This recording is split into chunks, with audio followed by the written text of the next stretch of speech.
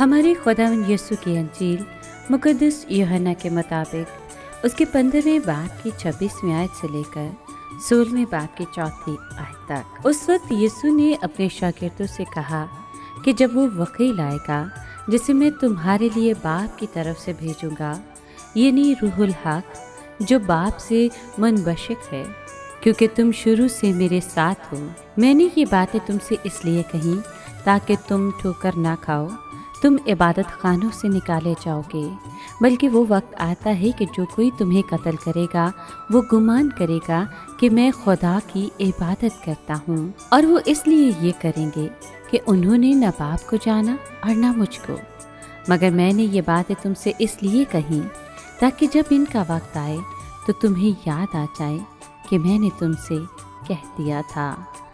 پاک کلام کے پڑھے اور سنے جانے پر خداوند کی برکت ہو، خدا کا شکر ہو۔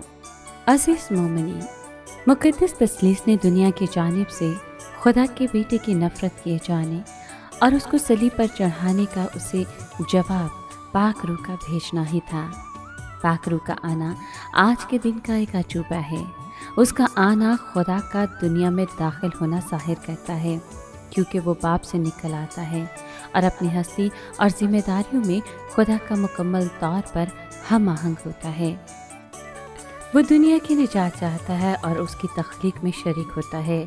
پاک روح دنیا میں بدی کی عدالت کرتا ہے، اور جیسے ہی وہ تمام غلاظت کا پردہ فاش کرتا ہے، ہمیں خدا کی پاکیزگی کی طرف رجوع لانا ہوتا ہے۔ یسوع کے شاگردوں میں اس کا وجود فروتنی اور نفس کشی کو فروغ دیتا ہے، جبکہ فخر، ضد اور فریب میں دنیا کا دم گھٹتا ہے۔ اولاً وہ روح حق ہے جو دنیا والوں کو ان کی گناہ گاری کے لیے متبنہ کرتا ہے۔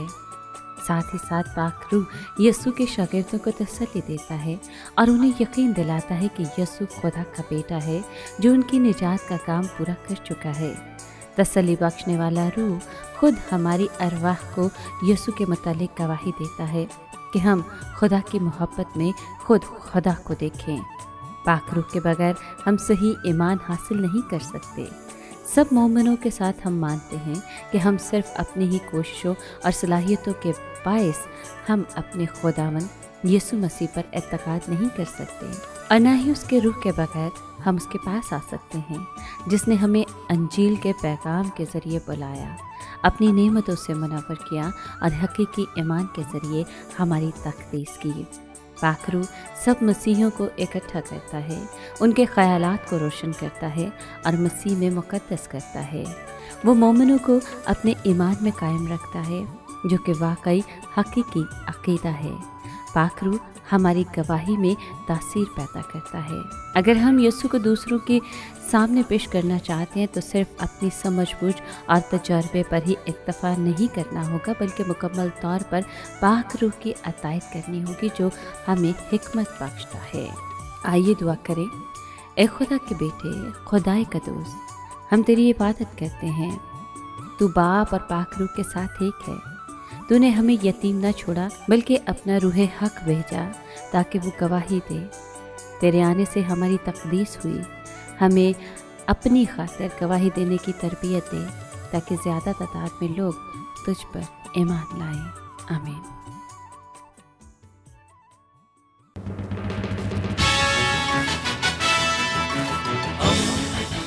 دوستی کا پیمبر، ریڈیو ویریتاس ایشیا۔